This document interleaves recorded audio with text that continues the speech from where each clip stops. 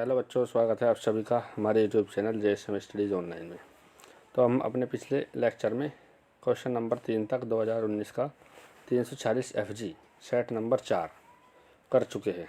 ठीक है, आज से हम अपना खंड द शुरू करेंगे और क्वेश्चन नंबर 4 होगा। अब तक हमने क्वेश्चन जो थे 1 नंबर वाले और 2 नंबर वाले पूरे कंप्लीट कर लिए थे। आज हम क्वेश्चन नंबर जो है आपके 3 नंबर वाले जितने भी है सारे कंप्लीट करेंगे, और जो अगला लेक्चर होगा उसमें 5 नंबर वाले जितने भी क्वेश्चन हैं सारे कंप्लीट करेंगे। ठीक है, तो चलिए शुरू करते हैं आज का अपना लेक्चर। इसमें है चौथा क्वेश्चन। इसमें कहा सिद्ध कीजिए कि आवेशित संधारित्र के एकांक आयतन की वैद्युत स्थितिज ऊर्जा हाफ एप्सिलॉन ई स्क्वायर होती है, जहाँ प्रतीकों के सामान्य अर्थ, यानी हमें प्रतीकों के सामान्य अर्थ भी बताने हैं। तो देखिए किस तरीके से आपको उसको लिखना है। इसमें लिखा है आवेशित समांतर प्लेट संधारित्र की प्लेटों के बीच वैद्युत क्षेत्र में ऊर्जा घनत्व का व्यंजक। ये जो आपका फॉर्मूला है हाफ एप्सिलॉन ई स्क्वायर, ये किसका फॉर्मूला आता है? एकांक आयतन में संचित ऊर्जा, उसी को बोलते हैं हम ऊर्जा घनत्व। ठीक है, तो ये ऊर्जा घनत्व होता क्या है, सबसे पहले इसकी परिभाषा देखते हैं। इसमें लिखा है संधारित्र की प्लेटों के बीच प्रति एकांक आयतन में संचित वैद्युत स्थितिज ऊर्जा को संधारित्र का ऊर्जा घनत्व कहते हैं। तो जो संधारित्र है, संधारित्र की प्लेटों के एकांक आयतन में जितनी भी वैद्युत स्थितिज ऊर्जा संचित है वो ऊर्जा ही क्या कहलाएगी? ऊर्जा घनत्व। ठीक है, तो अब देखते हैं इसका डेरिवेशन। इसमें लिखा है माना संधारित्र की प्लेटों का क्षेत्रफल कैपिटल A तथा उनके बीच की दूरी स्मॉल d है। यदि प्लेटों के बीच के परावैद्युतांक का माध्यम उपस्थित हो तो समांतर प्लेट संधारित्र की धारिता, आपने डेरिवेशन करा होगा। समांतर प्लेट संधारित्र की धारिता का फॉर्मूला होता है C बराबर KA एप्सिलॉन अपॉन D। क्या होता है? C बराबर KA एप्सिलॉन अपॉन D। ठीक है, इसके बाद हमें क्या निकालनी थी? हमें देखना था एकांक आयतन में संचित वैद्युत स्थितिज ऊर्जा कितनी होगी। तो एकांक आयतन में संचित वैद्युत स्थितिज ऊर्जा का फॉर्मूला क्या होता है? संधारित्र की वैद्युत स्थितिज ऊर्जा, नॉर्मल फॉर्मूला होता है इसका U बराबर हाफ CV स्क्वायर। U बराबर हाफ CV स्क्वायर। तो C का वैल्यू क्या आया था? C का वैल्यू आया था KA एप्सिलॉन अपॉन D। हमने C की जगह रख दिया KA epsilon upon D into क्या था? V स्क्वायर, हाफ ऐसा कैसे। ठीक है, अब हमने क्या करा, इसमें D से गुणा कर दिया और D से भाग कर दिया। D क्या थी? ये जो दो प्लेट होती है, एक पे कैसा चार्ज होता है? संधारित्र की प्लेट पे पॉजिटिव और दूसरी पे कैसा होता है? नेगेटिव। तो इन दोनों के जो बीच की दूरी होती है इसे बोलते हैं D। ठीक है, तो हमने क्या करा, इसमें D से गुणा किया और D से क्या कर दिया? डिवाइड कर दिया, यानी भाग कर दिया। तो ये कर दिया D से गुणा और D से भाग। जब हम D से गुणा और D से भाग करेंगे तो देखिए भाई ऊपर क्या हो जाएगा हमारा? ऊपर हो जाएगा हमारा V इंटू डी, जो हमने लिख दिया A और D अलग करके लिख दिया ये रहा। ठीक है, देखिए क्या था? 1/2 K epsilon A upon D और into V square into D by D। ठीक है, तो हमने क्या करा? 1/2 ऐसा कैसे लिखा? K एप्सिलॉन ये लिख दिया। ठीक है, और इंटू क्या था मैं तुम्हारा? V स्क्वायर ये रहा। D गुणा D कितना हो जाएगा? D square. और यहाँ क्या बचा? A और D हमने लिख दिया। आयतन गुणा क्या है? दूरी प्लेट के बीच की। ठीक है, तो आयतन गुणा दूरी क्या होता है तुम्हारा? क्षेत्रफल गुणा दूरी क्या होता है? आयतन के बराबर। ठीक है, तो हम इसे क्या लिख सकते हैं? आयतन। अब आपको पता होना चाहिए जो फॉर्मूला होता है वैद्युत क्षेत्र की तीव्रता का विभवांतर के पदों में क्या होता है? V upon D। क्या होता है? V upon D। ठीक है, तो यहाँ पे भी क्या लिख रहा है? V upon D। दोनों का क्या है? स्क्वायर। यहाँ पे क्या लिख रहा है भाई? V अपॉन D लिख रहा है ना, V अपॉन D। ये लिखा है V स्क्वायर बटा D स्क्वायर। तो इसे हम कैसे लिखते थे? V अपॉन D का होल स्क्वायर। और V अपॉन D की जगह क्या लिख सकते हैं हम? E। जब हम V अपॉन D की जगह E लिखेंगे इस वाली वैल्यू में, यहाँ पे यदि हम E लिखेंगे तो E लिखने में यहाँ पे क्या आ जाएगा? इस पूरे की जगह क्या आ जाएगा? E, और इसका क्या हो जाएगा? स्क्वायर। तो यानी हम V square upon D square की जगह क्या लिख सकते हैं? E। हमने क्या लिख दिया? E और इंटू क्या था? AD। तो हमारा फॉर्मूला आ गया U बराबर half K epsilon E square into AD। ठीक है, अब देखिए इसमें क्या लिखा है? इसमें लिखा है अतः संधारित्र की प्लेटों के बीच एकांक आयतन में संचित वैद्युत स्थितिज ऊर्जा, या इसको क्या बोलते हैं हम? ऊर्जा घनत्व। एकांक आयतन के लिए तो इसका मतलब A और D का वैल्यू किसके बराबर होगा? आयतन के। और इस आयतन को हमें क्या रखना पड़ेगा? 1 मीटर क्यूब, तभी तो होगा एकांक आयतन। ठीक है, तो एकांक आयतन के लिए हमें क्या रखना पड़ेगा भाई? जो तुम्हारी ऊर्जा, या तो इसे AD से डिवाइड कर दो। ठीक है, या तो इसे ऊर्जा क्या कर दो? आयतन से भाग कर दो, तो एकांक आयतन की वैद्युत स्थितिज ऊर्जा हो जाएगी। ठीक है, या फिर इसका वैल्यू 1 रख दो तो क्या बन जाएगा? ऊर्जा घनत्व। ठीक है, तो तो देखिए इसमें इन्होंने क्या कर रखा, ऊर्जा घनत्व का फॉर्मूला देखा। ऊर्जा घनत्व का फॉर्मूला आता है U/V, ठीक है, और V का फॉर्मूला क्या आता है AD। तो U आपका कितना आया था, U आया था 1/2 K/0 इंटू AD, और लिख दिया 1/2 K/0 इंटू AD, और बटा क्या था आयतन का फॉर्मूला AD से AD कैंसिल। तो तुम्हारा क्या बच गया फॉर्मूला बच गया भाई U, इसे स्मॉल u से लिखते हैं ऊर्जा घनत्व को, स्मॉल u बराबर 1/2 K/0 इंटू E²। और वहाँ पे देखिए हमें क्या कहा था, जो हमें सिद्ध करने को कहा गया था क्वेश्चन में सिद्ध करने को कहा गया था भाई हमें ये वाला 1/2 ε0 E²। वहाँ पे हमारा क्या आया, वहाँ पे हमारा फॉर्मूला आया था, 1/2 K/0 E²। K/0 E² का मतलब क्या है, वहाँ पे क्या है प्लेटों के बीच में निर्वात। तो हम K के लिए क्या रख देंगे वैल्यू, K के लिए रख देंगे हम 1, क्योंकि निर्वात के लिए K का वैल्यू कितना होता है 1। यदि आप K का वैल्यू 1 रखोगे तो यहाँ पे स्मॉल u बराबर क्या बचेगा आपका, स्मॉल u बराबर बच जाएगा 1/2 ε0 और E²। यही तो हमें निकालना था, यही तो सिद्ध करना था, ठीक है। तो ये हुआ हमारा चौथे का क। इसके बाद देखते हैं अगला ख में लिखा है एक अनंत लंबाई के एक समान आवेशी सीधे तार का रेखीय आवेश घनत्व 10.0 गुणा 10⁻⁻8 कूलाम प्रति मीटर है। तार से 2 मीटर दूर उत्पन्न वैद्युत क्षेत्र की तीव्रता की गणना कीजिए। यानी इसमें आपको क्या दे रखा, रेखीय आवेश घनत्व, जिसे हम किससे लिखते हैं लैम्बडा से। तो लैम्बडा का वैल्यू दे दे 10.0 गुणा 10⁻⁻8 कूलाम प्रति मीटर। इसके बाद कहा जो तार है, तार से 2 सेंटीमीटर की दूरी पे आपको बताना है वैद्युत क्षेत्र की तीव्रता। तो सेंटीमीटर को हमने किस में बदल दिया, मीटर में 10⁻⁻2 से गुणा करके हमें क्या बतानी थी वैद्युत क्षेत्र की तीव्रता। अब आपको अनंत लंबाई के एक समान रूप से आवेशित तार के निकट वैद्युत क्षेत्र की तीव्रता का फॉर्मूला याद होना चाहिए। फॉर्मूला क्या होता है, E बराबर 1/2πε0 और इंटू λ/r, ठीक है भाई। ये जो आपका फॉर्मूला है 1/4πε0, इस पूरे का वैल्यू क्या होता है, इस पूरे का वैल्यू होता है 2 गुणा 9 गुणा 10⁻9, ठीक है। और जो लैम्बडा है, लैम्बडा का वैल्यू कितना दिया था 10 गुणा 10⁻⁻8। आपकी दूरी कितनी थी 2 गुणा 10⁻2, ठीक है। अब हमने क्या करा, इस 2 से इस 2 को डिवाइड कर दिया, ठीक है भाई। तो ये ऊपर देखिए कितना हो जाएगा, आपकी पावर यहाँ है 9 और 1 कितना हो गया 10, ठीक है। 9 और 1 कितना हो गया भाई 10, ठीक है। इसे पावर को ऊपर ले आओ, 10 और 2 कितना हो जाएगा 12। 12 में से आप 8 घटा दो भाई, 12 में से 8 घटा के कितना बचेगा 4, ठीक है। तो यहाँ पे टोटल आपकी पावर कितनी बन जाएगी 9 गुणा 10⁻4, और मात्रा क्या होता है इसका न्यूटन प्रति कूलाम। आप सोच रहे हो कि यहाँ कैसे कर रखा है, यहाँ हमने ऐसे करा भाई। देखिए यहाँ पे कितना लिख रहा है आपका, यहाँ पे वैल्यू लिख रही, यहाँ पे लिख रखा है 10 गुणा 10⁻⁻8। तो 10 में से इसकी घात 1 यहाँ से घटा दे, कितना बचेगा बस -7। ये 2 पावर ऊपर जाएगी, कितना बचेगी 9 और 2 11, ठीक है। तो 11 माइनस 10⁻7, तो कितना बचेगा 10⁻4। तो इसका आंसर क्या आ जाएगा, आंसर आ जाएगा E बराबर 9 गुणा 10⁻4 न्यूटन प्रति कूलाम, ठीक है। इसके बाद देखते हैं अगला क्वेश्चन। अगला क्वेश्चन है कि इसमें लिखा है एम्पियर का परिपथीय नियम लिखिए। इसकी सहायता से लंबी धारावाही प्रणालिका के केंद्र में उत्पन्न चुंबकीय क्षेत्र की तीव्रता का व्यंजक प्राप्त कीजिए। यानी हमें एम्पियर का परिपथीय नियम बताना है और इसकी सहायता से जो धारावाही प्रणालिका उसके केंद्र में या उसके भीतर हमें चुंबकीय क्षेत्र की तीव्रता का व्यंजक प्राप्त करना है, ठीक है। तो एम्पियर का परिपथीय नियम क्या होता है देखते हैं। इसमें लिखा है यह है नियम स्थिर वैद्युतिकी में गॉस के समतुल्य। यानी ये जो नियम है गॉस के नियम की तरह ही लागू होता है, क्योंकि गॉस का नियम जो होता है वो भी इसके लिए लागू होता है बंद वक्र के लिए, यानी बंद पृष्ठ के लिए लागू होता है। और ये जो नियम है एम्पियर का परिपथीय नियम, ये भी किसके लिए लागू होता है, बंद वक्र के लिए ही लागू होता है। तो देखते हैं इस नियम में क्या लिखा है। इस नियम में लिखा है भाई, इस नियम के अनुसार किसी बंद वक्र के लिए चुंबकीय क्षेत्र B वेक्टर का रेखीय समाकलन वक्र द्वारा घेरे गए क्षेत्रफल से गुजरने वाली वैद्युत धारा स्मॉल I का μ0 गुना होता है। यानी जो चुंबकीय क्षेत्र है इसका रेखीय समाकलन कर दिया इसका, ठीक है।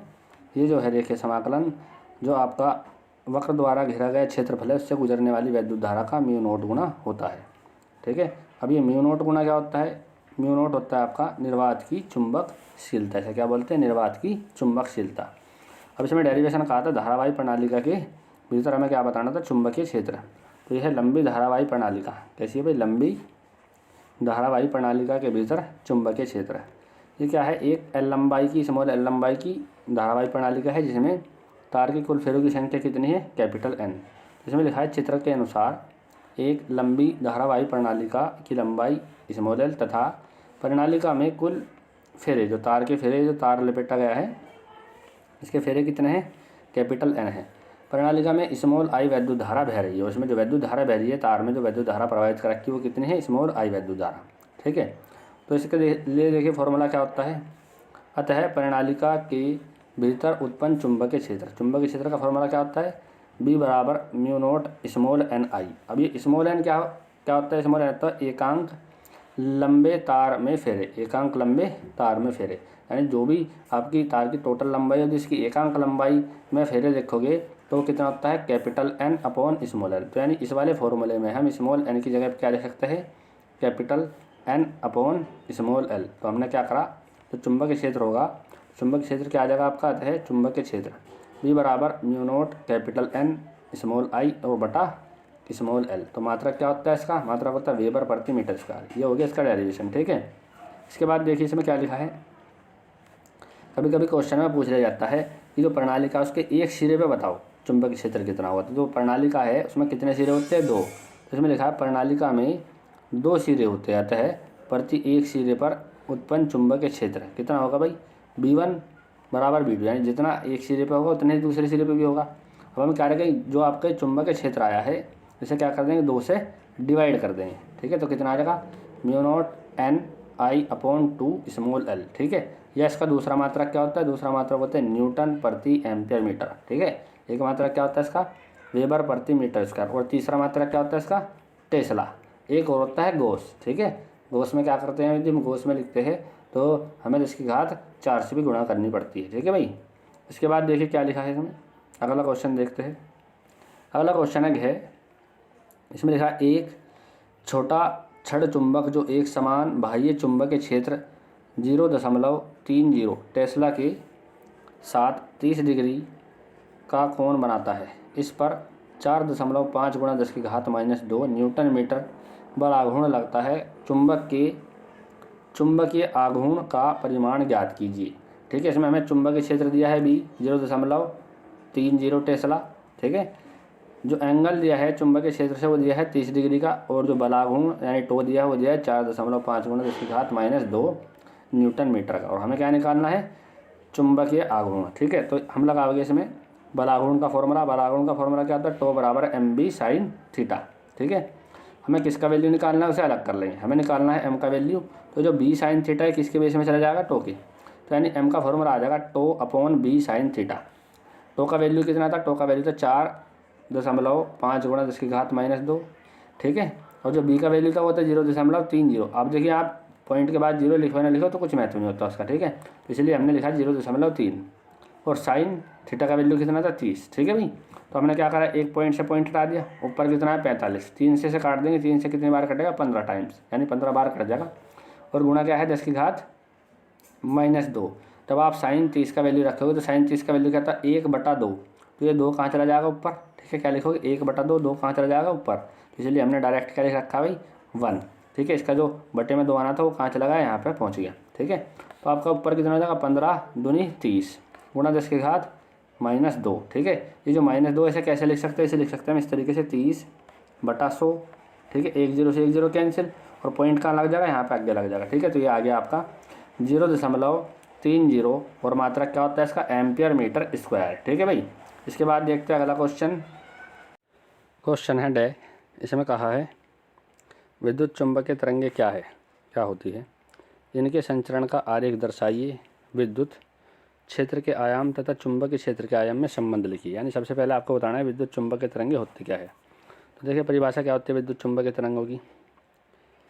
विद्युत चुंबकीय तरंगे वे तरंगे होती है जिनमें वैद्युत तथा चुंबकीय क्षेत्र सदिश परस्पर लंबवत तथा समान कला में होते हैं तथा जिनके लंबवत इन तरंगों का संचरण होता है। ठीक है, ऐसी तरंगे क्या कहलाती है, विद्युत चुंबकीय तरंगे, जिनमें चुंबकीय और वैद्युत क्षेत्र सदिश आपस में लंबवत होते हैं और समान कला में होते हैं। ठीक है, और जिनके लंबवत इन तरंगों का क्या होता है, संचरण, ऐसी तरंगे कहलाती है विद्युत चुंबकीय तरंगे।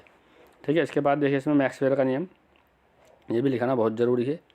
ठीक है, तो देखिए इसमें क्या लिखा है, इस सिद्धांत के अनुसार जब किसी वैद्युत परिपथ में प्रवाहित धारा बहुत उच्च आवृत्ति से परिवर्तित होती है, अर्थात परिपथ में उच्च आवृत्ति के दोलन होते हैं, तो उसकी ऊर्जा तरंगों के रूप में उत्सर्जित होने लगती है और इन तरंगों के संचरण के लिए किसी माध्यम की आवश्यकता नहीं होती और इन तरंगों को हम वैद्युत चुंबकीय तरंगे कहते हैं। तो इसमें बताया गया है कि वैद्युत चुंबकीय तरंगे किस तरीके से उत्पन्न होती है।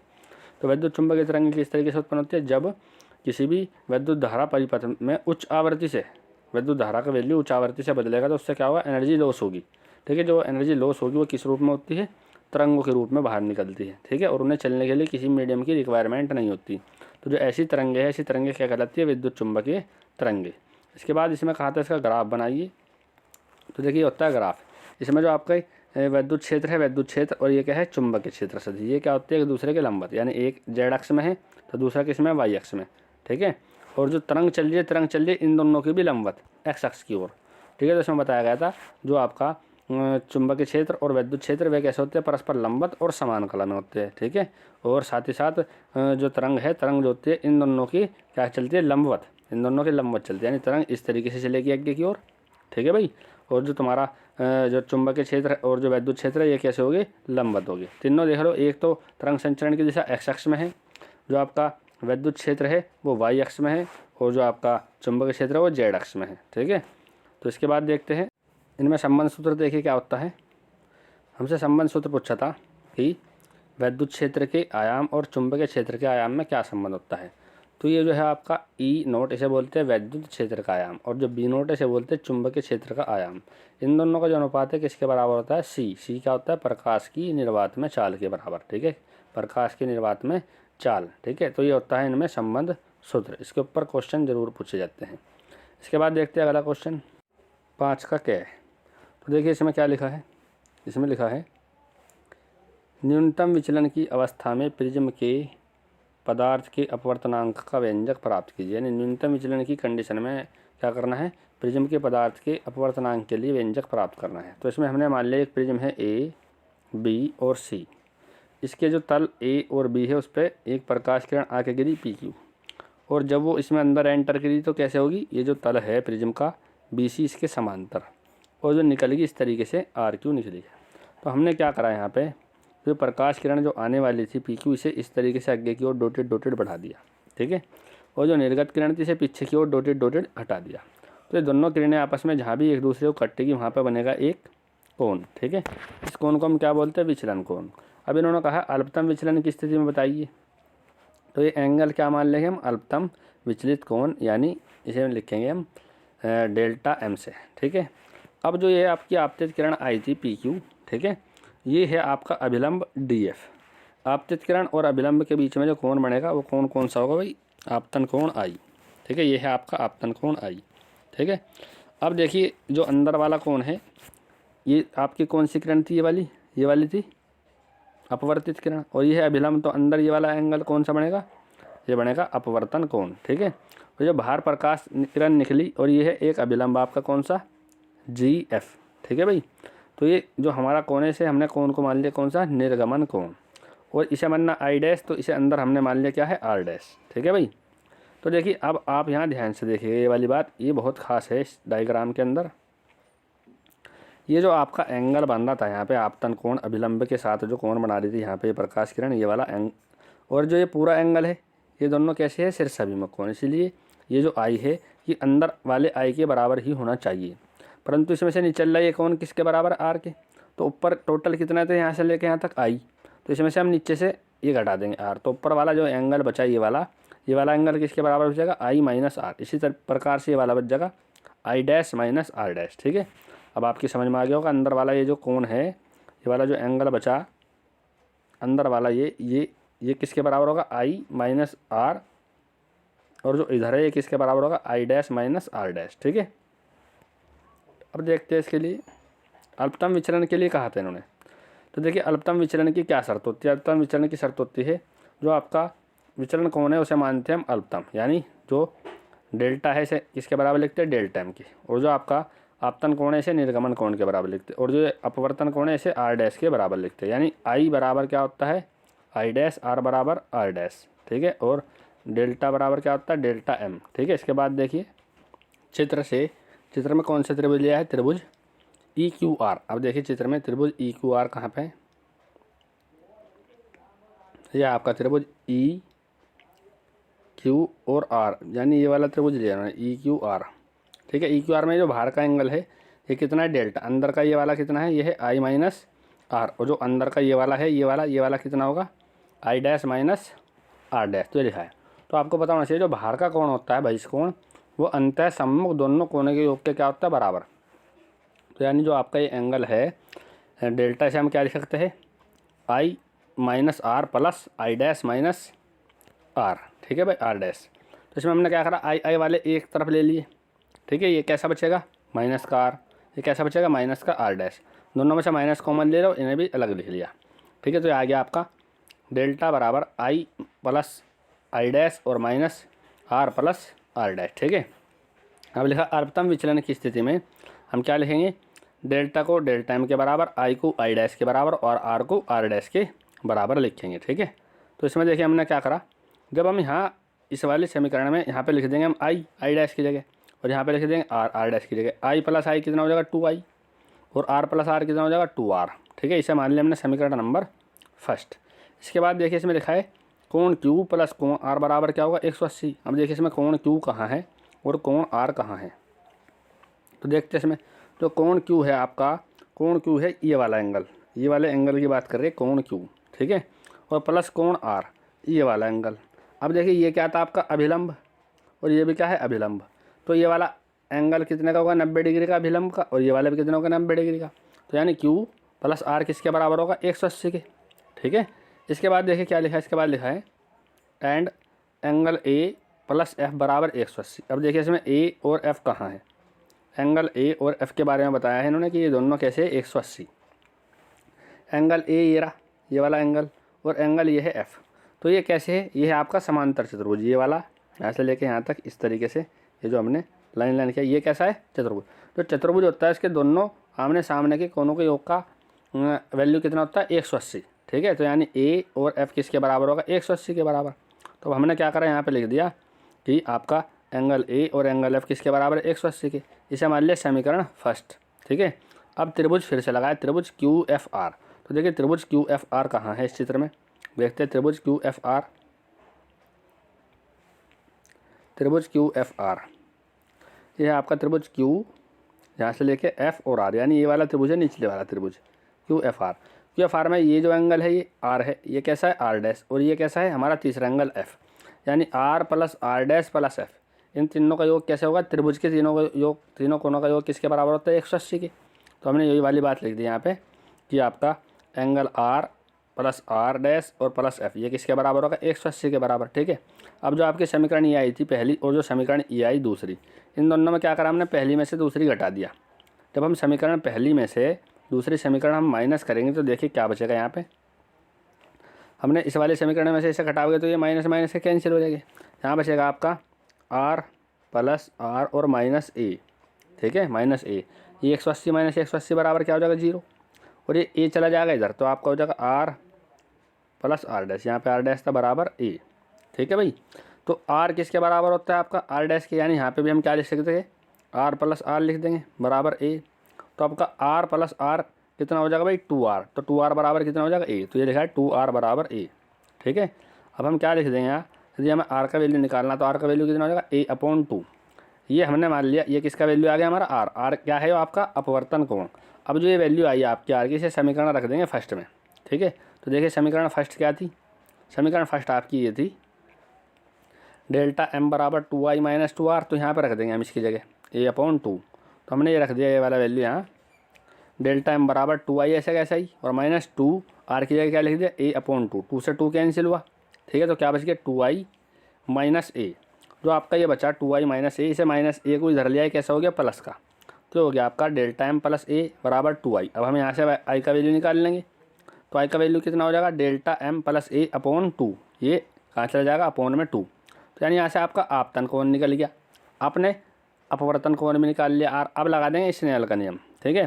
तो देखिए प्रिज्म के पदार्थ का अपवर्तनांक का फॉर्मूला क्या होता है, स्नेल के नियम से एन बराबर sine I upon sine R. ठीक है, अब आपका साइन आई का वैल्यू कितना आया था, आई का वैल्यू आया था आपका यहाँ पे डेल्टा एम प्लस ए अपॉन 2। ठीक है, और आर का वैल्यू क्या आया था, ए अपॉन 2। तो ये क्या होता है, प्रिज्म के पदार्थ का अपवर्तनांक अल्पतम विचलन की स्थिति में। ठीक है, यही हमें निकालना था इसमें। इसके बाद देखते हैं अगला क्वेश्चन। अगला क्वेश्चन है 6। इसमें देखिए क्या लिखा है, कोई प्रकाश पुंज किसी बिंदु P पर अभिसारित होता है। 15 सेंटीमीटर फोकस दूरी के अवतल लेंस को अभिसारी पुंज के पथ में बिंदु P से 12 सेंटीमीटर बाईं ओर रखा जाता है। प्रकाश पुंज अब किस बिंदु पर अभिसारित होगा। यानी इन्होंने क्या करा, एक बिंदु है P, इस पर प्रकाश किरण आके गिर रही है। इन्होंने इससे 12 सेंटीमीटर बाईं ओर, यानी इस तरीके से इन्होंने 12 सेंटीमीटर बाईं ओर इससे एक लेंस रख दिया, अभिसारी लेंस, जिसकी फोकस दूरी दे रखी 15 सेंटीमीटर। तो देखिए प्रकाश किरण तो इस पर आके गिर रही है। ठीक है, प्रकाश किरण इस तरीके से आके गिर रही थी इस पर लगातार। तो अब वस्तु आपकी इधर रखी प्रकाश किरण के चलने की ही दिशा में, यानी ये जो पॉइंट है अब इस लेंस के लिए किसका कार्य करेगा, वस्तु का कार्य। तो आपकी वस्तु कहाँ रखी, प्रकाश किरण के चलने की दिशा में, इसीलिए यू का वैल्यू कैसा होगा 12, और इनके बीच की दूरी इन्होंने कहा कि 12 सेंटीमीटर दूरी पर रख रखी, तो कैसा होगा प्लस का 12 सेंटीमीटर। ये कैसा है, अभिसारी लेंस। अभिसारी मतलब कैसा है, आपका अवतल लेंस। ठीक है, तो इसके लिए जो फोकस दूरी होगी, फोकस दूरी कैसी होगी, -15, क्योंकि 15 सेंटीमीटर का है। तो यही बात लिखी है, जो फोकस दूरी है वो कितनी होगी, -15, और जो यू का वैल्यू है कैसा रखा जाएगा भाई, प्लस का। ठीक है, इसमें लिखा है क्योंकि बिंदु P लेंस के लिए वस्तु का कार्य करेगा जो कि लेंस के बाईं ओर रखा है, अतः यू का मान कैसा होगा, धनात्मक होगा। ठीक है, और आपको निकालना है कि बाद में जो प्रकाश किरण पुंज है वो इस लेंस के द्वारा कहाँ अभिसारित होगा, यानी आपका प्रतिबिंब कहाँ मरेगा। तो इसमें सीधा सीधा सा फोकस दूरी का फॉर्मूला लगा देंगे। फोकस दूरी का फॉर्मूला होता है 1/f बराबर 1/v और -1/u। ठीक है, आपको इसमें वैल्यू दे रखी है, 1/f का वैल्यू कितना है, -15, बराबर 1/v का वैल्यू निकालना है, और -1/u का वैल्यू है +12, तो +12 रख देंगे। अब हम इसे इधर ले जाओगे, ये कैसी हो जाएगी वैल्यू, प्लस की। ठीक है, यहाँ माइनस की तो इधर जाके प्लस की, जैसे ले लेंगे, जैसे कितना आ जाएगा इनका 60। ठीक है, 15 चौका 60 यानी 4 माइनस का ऊपर, और 12 पंजे 60 यानी 5 प्लस का ऊपर। प्लस के 5 में से माइनस के 4 घटा कितना बचेगा, 1। तो यानी आपका वैल्यू आ जाएगा 1/v बराबर कितना आ जाएगा, 1/60। तो अब हम क्या करें, क्रॉस मल्टीप्लाई कर देंगे, यानी कि तो v का वैल्यू यहाँ से निकल के कितना आ जाएगा, v का वैल्यू आपका आ जाएगा v बराबर 60 सेंटीमीटर, यानी प्रतिबिंब जो बनेगा लेंस के द्वारा वो कहाँ बनेगा, 60 सेंटीमीटर पे बनेगा। ठीक है, इसके बाद देखते हैं अगला क्वेश्चन। अगला क्वेश्चन है गया, इसमें कहा है सूर्य में ऊर्जा किस प्रकार उत्पन्न होती है। जो सूर्य है, सूर्य में किस प्रकार से एनर्जी उत्पन्न होती है, कैसे सूर्य अब तक भी हमें एनर्जी दे रहा है।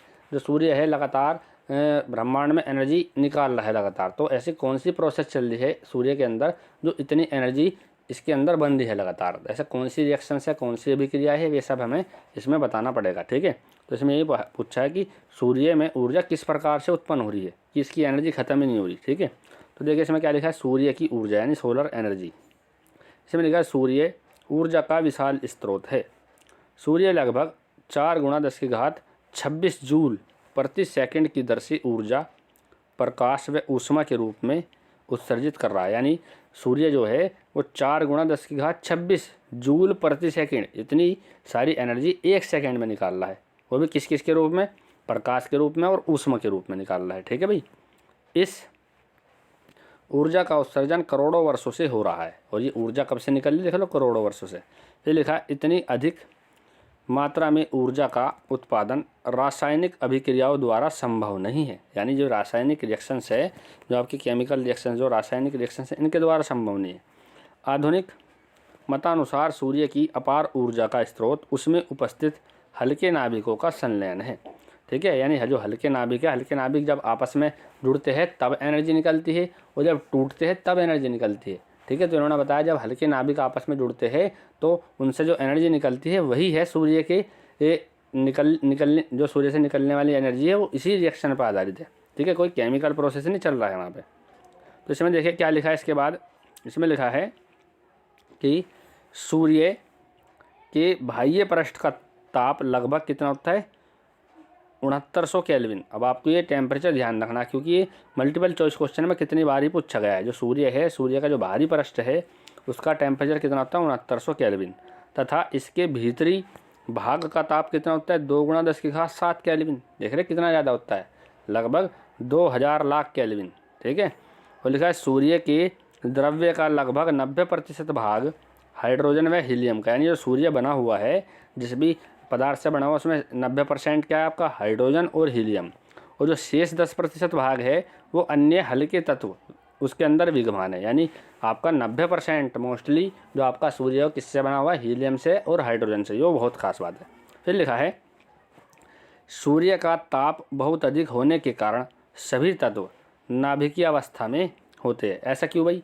जब हमने पढ़ा था बोहर के परमाणु मॉडल में कि जब हम किसी चीज़ को एनर्जी देते हैं, एटम को यदि एनर्जी देते हैं तो उसके इलेक्ट्रॉन क्या होते हैं, अपनी कक्षा छोड़ के बाहर निकल जा। जब ये अपनी कक्षा छोड़ के बाहर निकलेंगे तो इसमें क्या है, यहाँ पे बहुत ज़्यादा टेम्परेचर है, यहाँ पे बहुत ज़्यादा एनर्जी सूर्य के अंदर, तो उसके जितने भी इलेक्ट्रॉन हैं परमाणु के सारे अपनी कक्षा छोड़ के निकल जाएंगे बाहर। तो क्या बचा? जब वहाँ इलेक्ट्रॉन ही नहीं रहे कक्षाओं में तो फिर क्या बचा? नाभिक, ठीक है। तो यहाँ पर लिखा है कि जो सूर्य है, सूर्य का ताप बहुत अधिक होने के कारण सभी तत्व नाभिकीय अवस्था में होते हैं। नाभिकीय अवस्था में क्यों होते हैं अब आपकी समझ में आ गया होगा भाई।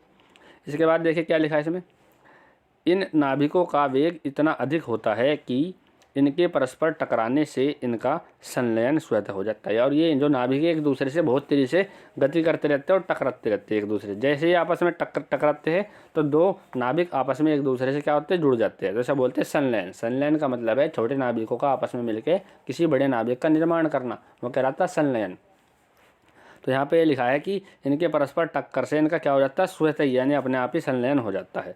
फिर लिखा है तथा अपार ऊर्जा उत्पन्न होती है। जब कोई भी, अभी बताया था हमने, जब कोई भी दो एटम आपस में जुड़ते हैं तो एनर्जी निकलती है, ठीक है। फिर लिखा है जब चार हाइड्रोजन नाभिक यानी प्रोटॉन, क्योंकि वहाँ तो इलेक्ट्रॉन तो है नहीं, नाभिक मतलब प्रोटॉन, उसके अंदर क्या हो गया, प्रोटॉन हो गया और न्यूट्रॉन्स हो गए, तो इसलिए मेनली क्या होता है, प्रोटॉन। तो लिखा संलयित होकर एक हीलियम नाभिक का निर्माण करते हैं। यानी चार हाइड्रोजन एटम आपस में मिलेंगे और क्या बनाओगे, एक हीलियम का नाभिक बनाओगे। फिर लिखा तो इस प्रक्रिया में अत्यधिक ऊर्जा उत्पन्न होती है। संलयन से उत्पन्न ऊर्जा ही सूर्य की ऊर्जा का स्रोत है। अब आपकी समझ में आ गया कि सूर्य से एनर्जी किस तरह से निकलती है। सूर्य से एनर्जी निकलती है जब चार हाइड्रोजन नाभिक आपस में मिलते हैं तो एक हीलियम का नाभिक बनता है। इससे क्या होता है, अत्यधिक एनर्जी निकलती है। और यही कारण है कि सूर्य के अंदर लगातार ये प्रोसेस चलती रहती है। हीलियम टूटता है, टूट करके हाइड्रोजन बनाता है, हाइड्रोजन जुड़ता है, फिर से हीलियम बनाता है, और ये प्रोसेस लगातार चलती रहती है।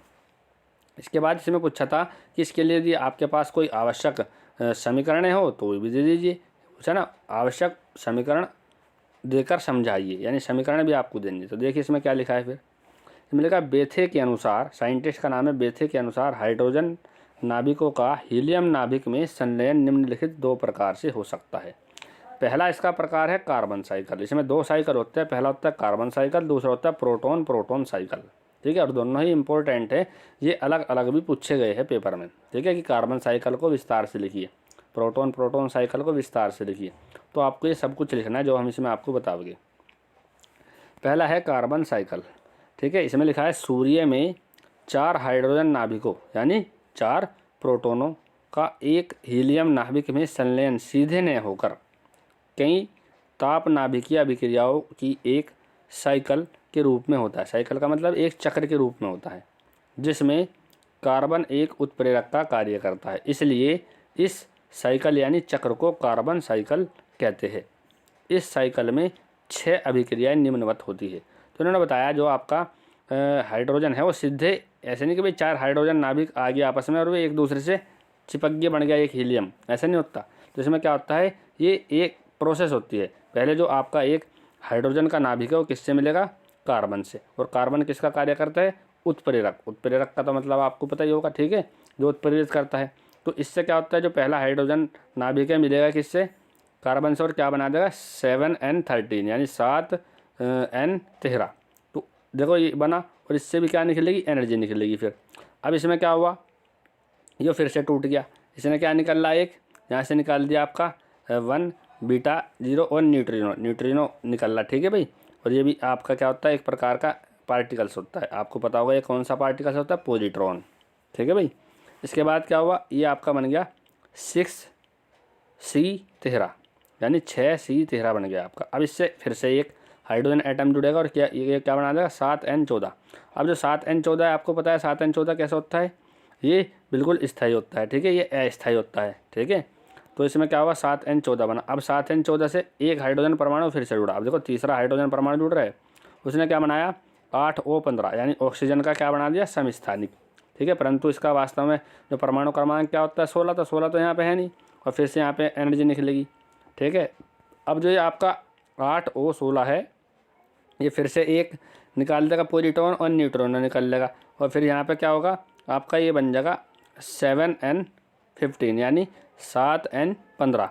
अब जो आपका ये बना 7N15 ये फिर से लेगा, क्या लेगा भाई एक हाइड्रोजन एटम। तो हाइड्रोजन एटम लेने के बाद ये क्या बनाएगा फिर से 6C12 और एक बना देगा हीलियम का नाभिक। तो हीलियम का नाभिक देखिए कितनी प्रोसेस में बना आपकी, 1 reaction 2 reaction 3 reaction 4 reaction 5 reaction 6। तो ये 6 रिएक्शन में जाके एक हीलियम का नाभिक बनता है। सीधा ऐसे नहीं है कि आपकी ये जितने भी यहाँ हाइड्रोजन नाभिक दिखाई दे रहे आपस में जुड़े और एक हीलियम का नाभिक बना दे। ये जो आपको 4 दिखाई दे रहे हैं ये चारों जुड़े और आपस में बना दिया, ऐसा नहीं होता। इसमें क्या चलती है एक प्रोसेस चलती है। अब इन्होंने हमने क्या करा ये जो चारों आपकी समीकरण थी इन्हें जोड़ दिया। तो जब जोड़ देंगे तो यहाँ पे आपका होगा H1 यानी 1H1 plus 1H1 plus 1H1 plus 1H1 और इधर आपका बचेगा 2He4 प्लस क्या होगा 2 पॉजिट्रॉन निकलेंगे 2 न्यूट्रॉन निकलेगी और एनर्जी निकलेगी। देख लीजिए आप यहाँ पे देखिए एक तो पॉजिट्रॉन ये रहा एक पॉजिट्रॉन ये रहा, 2 निकले, एक न्यूट्रॉन ये रहा एक न्यूट्रॉन ये रहा, ठीक है, और साथ में क्या निकल ली एनर्जी निकल ली है, ठीक है। तो इस प्रकार से ये कार्बन साइकिल पूरा होता है। कार्बन ने देखो अपने आप को यहाँ पे त्याग यानी यहाँ पे कार्बन का यूज़ करा और फिर से हमें कार्बन ऐसा कैसे मिल गया, इसलिए इसे बोलते हैं उत्प्रेरक का कार्य करता है, जो अपना खर्च न करके बस रिएक्शन को क्या करता है उत्प्रेरित करता है। ऐसे ही पदार्थ कहलाते हैं आपके उत्प्रेरक, ठीक है। इसके बाद देखिए इसमें क्या लिखा है, इसके बाद लिखा है इसमें इस प्रकार 4 हाइड्रोजन परमाणु मिलकर एक हीलियम नाभिक बनाते हैं तथा इसके साथ 2 पॉजिट्रॉन, देखा ना 2 पॉजिट्रॉन और 24.7 मेगा इलेक्ट्रॉन वोल्ट, कितनी भाई मेगा इलेक्ट्रॉन वोल्ट ऊर्जा उत्पन्न होती है। तो इतनी ज़्यादा एनर्जी उत्पन्न होती है। फिर इसके बाद इसका जो दूसरा साइकिल है वह है प्रोटॉन प्रोटॉन साइकिल। दूसरा साइकिल है प्रोटॉन प्रोटॉन साइकिल। इसमें क्या लिखा है इस साइकिल के अनुसार हाइड्रोजन के नाभिक कई अभिक्रियाओं के द्वारा संलयित होकर हीलियम का नाभिक बनाते हैं और इस साइकिल में अभिक्रियाएं निम्नवत होती है। तो देखिए पहला क्या है इसमें 1H1 यानी हाइड्रोजन का एक नाभिक और दूसरे नाभिक के साथ मिलेगा और क्या बना देगा इसका समस्थानिक यानी 1H2 बना होगा और क्या निकल लेगा पॉजिट्रॉन और न्यूट्रॉन निकल लेगा। अब जो आपका ये 1H2 बना था ये फिर से एक नए नाभिक के साथ क्रिया करेगा और क्या बना देगा 2He3, ठीक है, ये किसका हीलियम का समस्थानिक और क्या निकलेगी एनर्जी। ये रिएक्शन नंबर 2 हो गई। अब जो आपका ये हीलियम का समस्थानिक बना ये फिर से क्या करेगा दूसरे हीलियम के समस्थानिक के साथ अभिक्रिया करेगा और क्या बना होगा एक हीलियम का नाभिक और फिर से क्या बना देगा 2 हाइड्रोजन एटम बना देगा, ठीक है।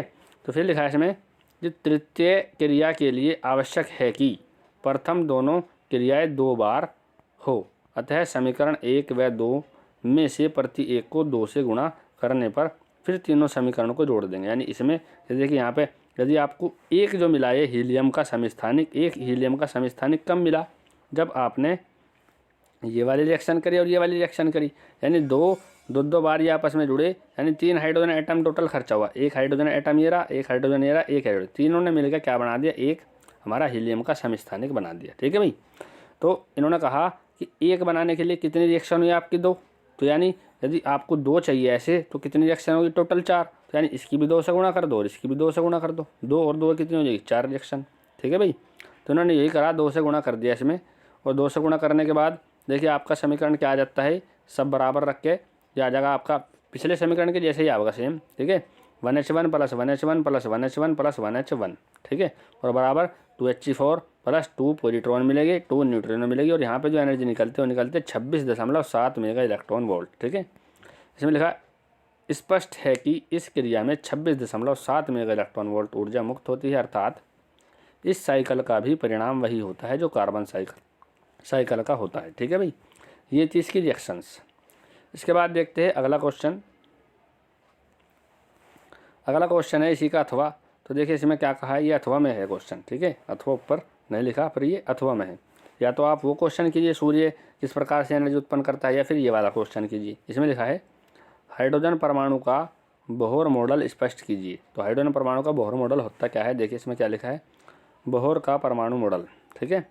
वैज्ञानिक नील बोहर ने सन 1913 में रदरफोर्ड के परमाणु मॉडल की कमियों को दूर करने के लिए एक मॉडल प्रस्तुत किया। परमाणु मॉडल प्रस्तुत किया जो प्लांक के क्वांटम सिद्धांत पर आधारित है। ये क्वेश्चन भी बहुत बार पूछा गया है कि जो बोहर का परमाणु मॉडल है वो किसके सिद्धांत पर आधारित है। तो किसके सिद्धांत पर आधारित है? प्लांक के क्वांटम सिद्धांत पर आधारित है। ठीक है, इसकी जो परिकल्पनाएं हैं वे देखते हैं कौन कौन सी है।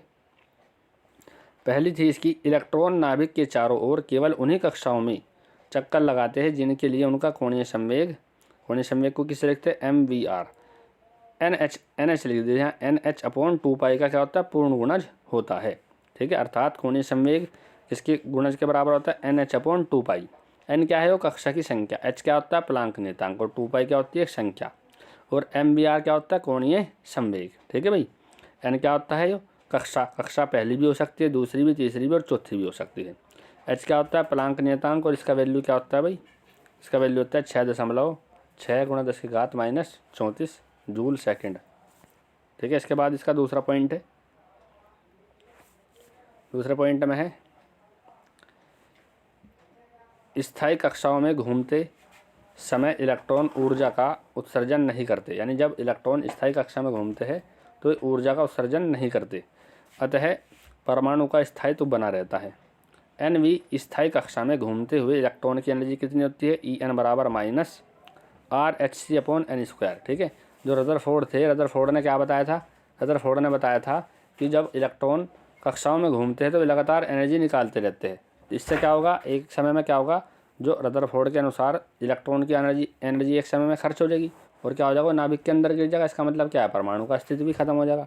परंतु ऐसा नहीं है, बोहर ने इसे ठीक करा और बोहर ने ठीक करके बताया कि जो ये होता है इलेक्ट्रॉन, ये केवल उसी कक्षा में घूमता है, स्थायी कक्षा में घूमता है, और ऊर्जा का लगातार उत्सर्जन नहीं करता। केवल उत्सर्जन भी तभी करेगा जब अपनी एनर्जी से ज़्यादा एनर्जी वाली कक्षा में चला जाएगा, फिर से वहाँ से वापस आएगा तो एनर्जी निकल लेगा। ठीक है, या फिर क्या करेगा भाई? जब उसे एनर्जी चाहिए होगी तो कम एनर्जी वाली कक्षा से ज़्यादा एनर्जी वाली कक्षा में जाने के लिए बाहर से एनर्जी ले लेगा। ठीक है, तो उसके लिए जो एनर्जी का फॉर्मूला होता है वो फॉर्मूला होता है En = -RHc/n²। R क्या होता है? रीडबर्ग नियतांक। क्या होता है? रीडबर्ग नियतांक। तो देखिए क्या लिखा है, ये फॉर्मूला हमने अलग से लिख दिया ब्रैकेट में क्योंकि इसके ऊपर क्वेश्चन पूछे जाते हैं। मात्रा क्या है यहाँ पे? इसका जूल। R क्या है? रीडबर्ग नियतांक। ठीक है, इसका वैल्यू कितना होता है? 1.097 × 10⁻7 मीटर। ठीक है, इसके बाद देखिए इसमें क्या करा भाई, आपको रीडबर्ग नियतांक का वैल्यू पता चल गया, ये लिख दिया। प्लांक नियतांक का वैल्यू फिक्स होता है, C प्रकाश की चाल का वैल्यू फिक्स होता है। इन सब के वैल्यू हमने रख दिए। ठीक है, तो यहाँ पे आपका जो आंसर आपका किस में आएगा? जूल में। यदि आपको इलेक्ट्रॉन वोल्ट में निकालना, ज़्यादातर एनर्जी जो हम निकालते हैं इलेक्ट्रॉन वोल्ट में ही निकालते हैं, तो उसके लिए इलेक्ट्रॉन वोल्ट में निकालने के लिए क्या करेंगे? हम इलेक्ट्रॉन के आवेश से क्या कर देंगे? डिवाइड। इलेक्ट्रॉन का आवेश कितना होता है? 1.6 × 10⁻19। इससे हमने डिवाइड कर दिया, तो अब आपकी एनर्जी किस में लिख लेगी? इलेक्ट्रॉन वोल्ट में लिख लेगी। ठीक है, इसे यदि हम पूरे को हल कर लेते हैं तो यहाँ से एनर्जी आ जाती है हमारी En = -13.6/n² इलेक्ट्रॉन वोल्ट। ठीक है भाई, किस में आई? इलेक्ट्रॉन वोल्ट में आएगी। इसके बाद देखिए इसकी तीसरी परिकल्पना क्या लिखा है। तीसरी परिकल्पना में लिखा है, जब परमाणु को बाहर से उपयुक्त ऊर्जा मिल जाती है तो उसका कोई इलेक्ट्रॉन ऊर्जा लेकर अपनी निश्चित कक्षा को छोड़कर किसी उच्च ऊर्जा कक्षा में चला जाता है, परंतु वहाँ वह 10⁻8 सेकंड समय तक ठहरकर तुरंत ही वापस निम्न ऊर्जा वाली कक्षा में आ जाता है, और वापस लौटते समय वह ऊर्जा का उत्सर्जन वैद्युत चुंबकीय तरंगों के रूप में करता है। तो हमने क्या बताया था, यदि आपने परमाणु को बाहर से कोई एनर्जी दे दिया तो उससे क्या होता है? उसका कोई भी इलेक्ट्रॉन उस एनर्जी को लेगा और एनर्जी को लेने के बाद उसी कक्षा में चला जाएगा जिस कक्षा के हिसाब से उसके पास एनर्जी होगी। मान लो उसके पास तीसरी कक्षा के हिसाब से एनर्जी है तो तीसरी कक्षा में पहुँच जाएगा। यदि चौथी कक्षा के पास से के हिसाब से एनर्जी है तो चौथी कक्षा में पहुंच जाएगा। मान लीजिए चौथी कक्षा की एनर्जी आपकी 12 इलेक्ट्रॉन वोल्ट है और उसके पास पहली कक्षा में जब वो था 4 इलेक्ट्रॉन वोल्ट थी, आपको पता चल गया कि उसे कितनी मिलनी चाहिए बाहर से? 8 इलेक्ट्रॉन वोल्ट, क्योंकि 4 और 8 कितनी हो जाएगी? 12। तो 12 इलेक्ट्रॉन वोल्ट जब उस इलेक्ट्रॉन के पास एनर्जी हो जाएगी तो वो कहाँ पहुँच जाएगा? आपकी चौथी कक्षा में। ठीक है, और फिर क्या करेगा वहाँ केवल कितने समय के लिए रुकेगा, ये क्वेश्चन भी बहुत बार पूछा हुआ है, ये क्वेश्चन पूछा हुआ है। तो कितने समय के लिए रुकता है वहाँ पर इलेक्ट्रॉन, 10⁻⁸ सेकंड के लिए। और फिर से जैसे ही वापस आएगा तो उसके पास कितनी एनर्जी थी, 12 इलेक्ट्रॉन वोल्ट। तो जैसे ही वो वापस आएगा उस एनर्जी को बाहर निकल लेगा, क्योंकि उसे फिर से वापस जाना है अपनी कक्षा में, ठीक है। अब वो चौथी से तीसरी में भी आ सकता है, तीसरी से दूसरी में भी आ सकता है, या फिर कहाँ पे आ सकता है, पहली में भी आ सकता है, या फिर डायरेक्ट ही चौथी कक्षा से पहली में भी आ सकता है, चौथी कक्षा से दूसरी में भी, यानी किसी भी कक्षा में जा सकता है।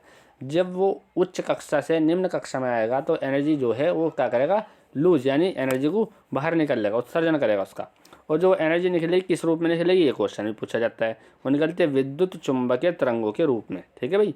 इसके बाद देखते हैं किस तरीके से एनर्जी निकलती है। ये है आपका, देखिए, एक परमाणु को बाहर से एनर्जी मिली और उसने क्या करा, एनर्जी लेने के बाद अपनी कक्षा छोड़ के इस वाली कक्षा में पहुंच गया, ठीक है। ये कक्षा मान ली हमने N2 है, तो कोई सी भी हो सकती है। जैसे यदि हमने N1 मानना तो जरूर नहीं यही N2 होगी। N1 का मतलब है जिस कक्षा में वो पहले था, N2 का मतलब जिस कक्षा में वो बाद में पहुंच गया।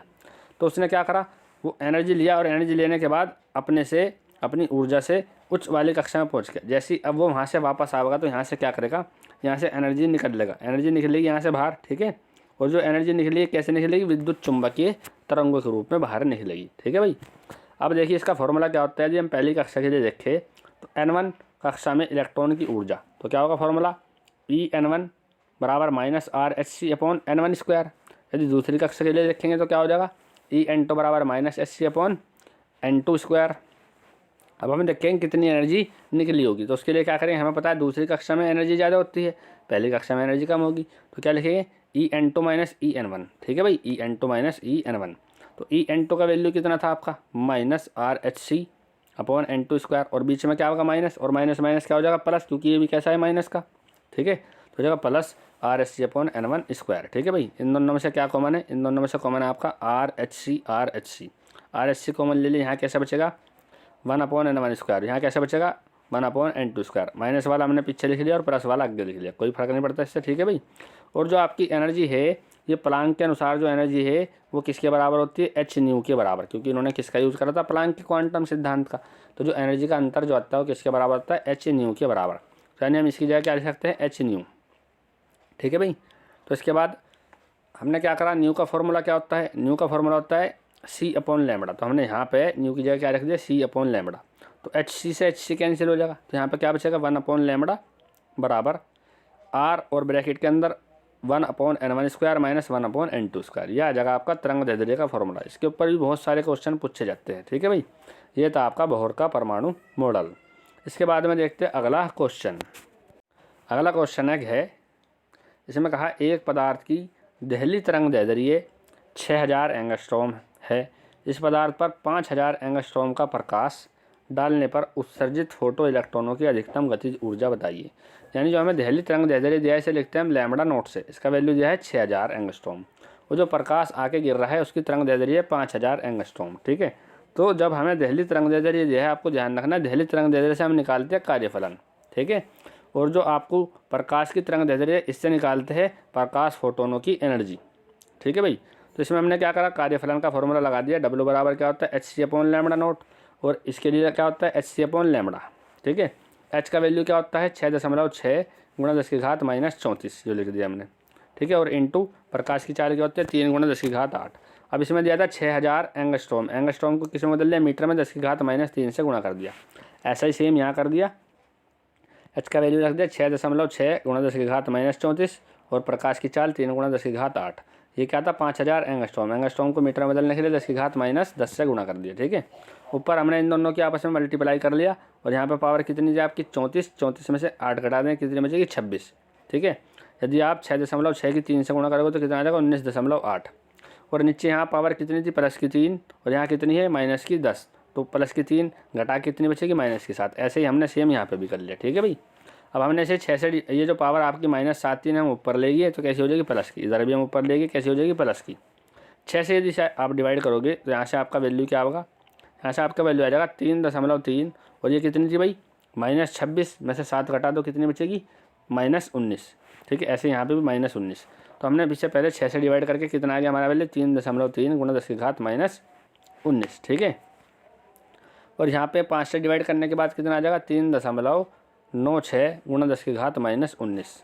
ठीक है, तो इसमें लिखा अतः आइंस्टीन की समीकरण से। तो आइंस्टीन की समीकरण क्या होती है? आइंस्टीन की समीकरण होती है इलेक्ट्रॉनों की काइनेटिक एनर्जी बराबर टोटल जो प्रकाश आया है उसकी एनर्जी माइनस कार्यफलन। ठीक है, तो आपकी जो एनर्जी आई थी इलेक्ट्रॉनों की, जो भी इलेक्ट्रॉन जो प्रकाश आ रहे थे उसकी एनर्जी कितनी आई थी? 3.96 और गुणा 10⁻⁻�19।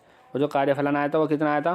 3.3 गुणा 10⁻⁻�19। तो यदि आप इसी में से घटाओगे तो आपका वैल्यू आएगा 0.66 गुणा 10⁻⁻�19 जूल। ठीक है, आपकी एनर्जी किस में आई? जूल में। ठीक है, अब आपने क्या करना है, ये जो पॉइंट है यदि पॉइंट को आप इधर खिसकाओगे तो एक पावर माइनस में बढ़ जाएगी। ठीक है, तो यानी आपका आंसर कितना आ जाएगा?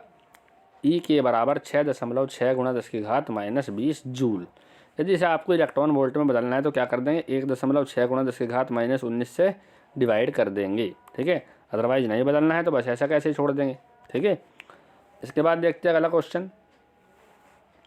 यह है डे, इसमें कहा है व्योम तरंगे क्या होती है, ये तरंगे कैसे प्राप्त होती है, चित्र द्वारा समझाइए। तो सबसे पहले देखते हैं व्योम तरंगे होती क्या है। व्योम तरंगे वे रेडियो तरंगे जो आयन मंडल से परावर्तित हो जाती है, व्योम तरंगे कहलाती है। यानी कुछ तरंगे ऐसी होती है जिन्हें हम पृथ्वी से भेजते हैं तो वे आयन मंडल से टकरा के वापस पृथ्वी पर आ जाती है। तो ऐसी तरंगों को हम बोलते हैं व्योम तरंगे।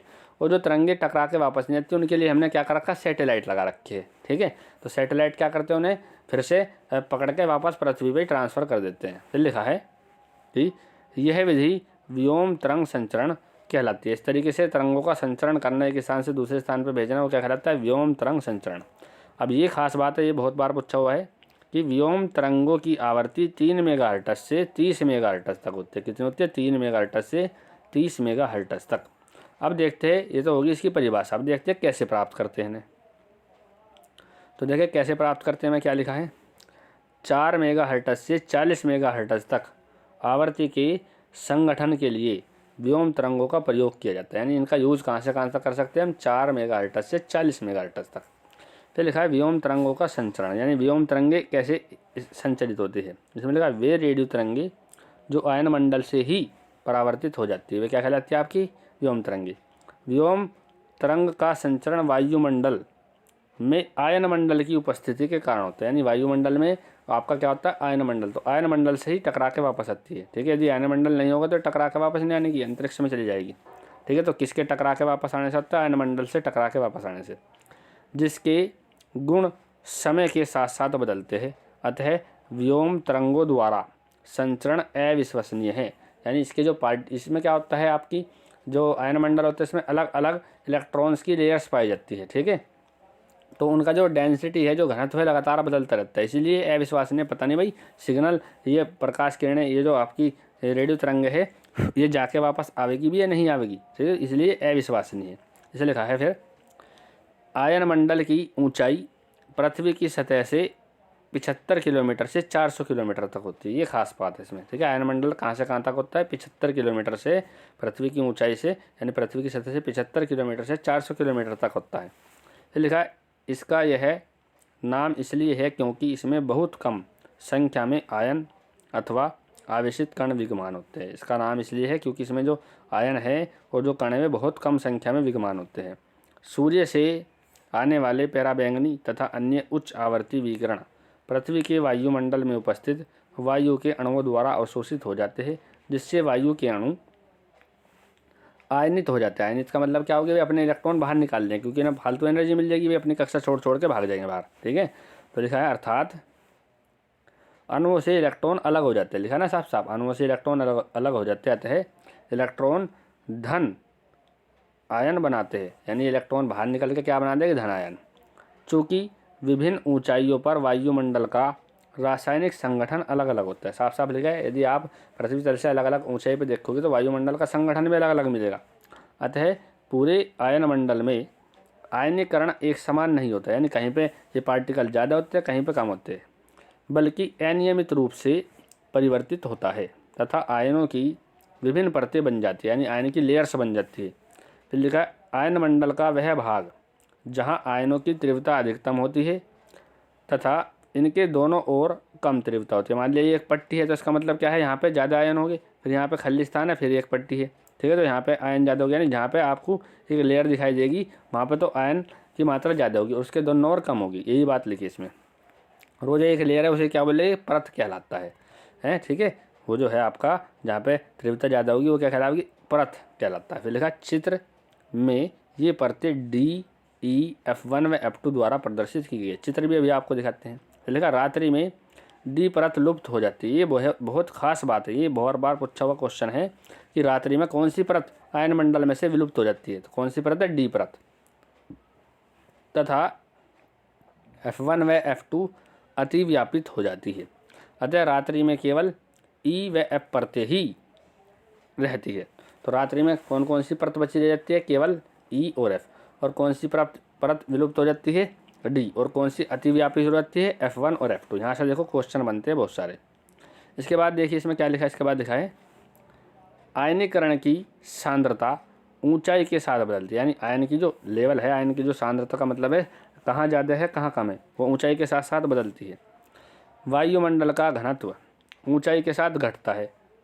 अधिक ऊंचाई पर सौर विकिरण तीव्र होती है तथा वहाँ आयनीकरण के लिए उपलब्ध वायु के अणुओं की संख्या घट जाती है, ठीक है। यानी जैसे जैसे आप ऊपर जाओगे तो क्या होगा, वायु के पार्टिकल्स की संख्या घट जाएगी, क्योंकि जो आपका घनत्व है ऊपर जाने पर घटता है, वायुमंडल का घनत्व घटेगा, ठीक है। और जो प्रकाश किरणें में ज़्यादा लगेगी ऊपर जैसे जैसे जाओगे, तो इसका विकिरण तो ज़्यादा होती है, परंतु वहाँ पे जो आयन के लिए पार्टिकल वायु के अवेलेबल है वे कम होते हैं, ठीक है। इसके बाद देखिए इसमें क्या है, इसका अब आपको चित्र दिखाते हैं। चित्र होता है इसका ऐसा, ये जो आपका है पूरी की पूरी ये जो परतें दिखाई दे रही है आपको, डी, ई, F1 और F2, ये सारी सारी परतें कैसी है, आयन मंडल में पाई जाने वाली परतें हैं, ठीक है। और जो डी परत है रात में विलुप्त हो जाती है, ठीक है। और जो ई है और जो एफ परत होती है, इसमें एफ परत कैसी होती है, वो बची हुई रह जाती है।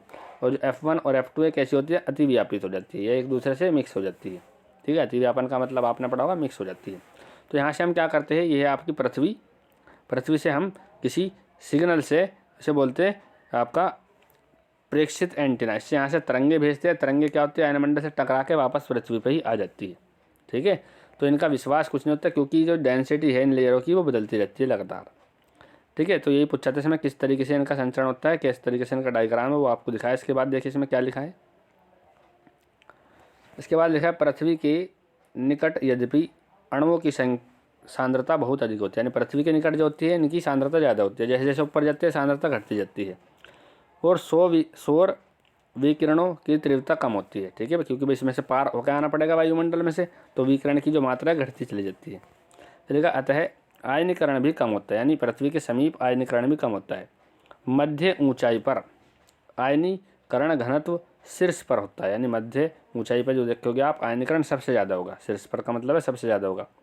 आवृत्तियों की कुछ परासों, यानी कौन सी, 3 मेगाहर्ट्ज से 30 मेगाहर्ट्ज के लिए आयन मंडल की परत एक परावर्तक का कार्य करता है। परावर्तक का मतलब क्या है, ऐसी लेयर बन जाएगी कि इससे टकरा के वापस आ जाएगी हमारी तरंगे, विद्युत चुंबकीय तरंगे। तो यानी परावर्तक का मतलब क्या है, ऐसा तल जिससे टकरा के वापस आ जाए, उसे बोलते हैं परावर्तक तल। तो ऐसा तल का कार्य करता है। फिर लिखा है वायुमंडल में प्रसारित ये तरंगे पृथ्वी के आयन मंडल से पूर्ण आंतरिक परावर्तन द्वारा अभिग्राही एंटीने में विवा यानी विद्युत वाहक बल उत्पन्न करती है। 30 मेगाहर्ट्ज से अधिक आवृत्तियों की तरंगे आयन मंडल को पार करके पलायन कर जाती है। यदि आपने 30 मेगाहर्ट्ज से ज़्यादा आवृत्ति की तरंगे भेजी तो वे आयन मंडल को पार करके पलायन का मतलब क्या है, अंतरिक्ष में चली जाएगी। तो इसलिए ध्यान रखना है कि आयन मंडल से केवल कौन कौन सी प्रास की जो तरंगे है वो परावर्तित हो सकती है, 3 मेगाहर्ट्ज से 30 मेगाहर्ट्ज तक। सफा सफा लिखा है इसमें, ठीक है भाई। इसके बाद लिखा है कि विद्युत चुंबकीय तरंगों के बंकन की परिघटना, जिसके फलस्वरूप वे पृथ्वी के पृष्ठ की ओर मुड़ जाती है, पृथ्वी प्रकाश के पूर्ण आंतरिक परावर्तन के ही समान होता है। यानी बंकन का मतलब वे इस तरीके से पृथ्वी पर लौट के वापस आ गई, ठीक है।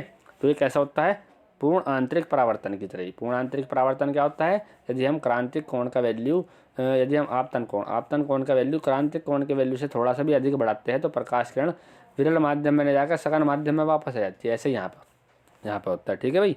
इसके बाद देखते हैं आगे, यही है, ठीक है भाई। अब हमने इसमें क्या कर लिए, 3 नंबर के क्वेश्चन सारे के सारे कंप्लीट कर लिए। जो हमारा अगला लेक्चर होगा लेक्चर नंबर 3, उसमें हम कहाँ तक के क्वेश्चन करेंगे, 5 नंबर वाले सारे क्वेश्चन करेंगे। ठीक है, हमारा पैटर्न क्या है, पैटर्न है पहले लेक्चर में हम 1 नंबर और 2 नंबर वाले क्वेश्चन करते हैं, दूसरे लेक्चर में हम 3 नंबर वाले क्वेश्चन करते हैं, और जो हमारा तीसरा लेक्चर है तीसरे लेक्चर में हम 5 नंबर वाले सारे क्वेश्चन करते हैं। तो इस प्रकार हम पूरा अनसोल्ड 3 लेक्चर के अंदर कवर करते हैं। ठीक है, यदि इसमें आपको कोई प्रॉब्लम आई हो तो आप कमेंट बॉक्स में लिख के हमसे ज़रूर पूछ सकते हो। आज के लिए इसमें इतना ही। वीडियो देखने के लिए आपका धन्यवाद।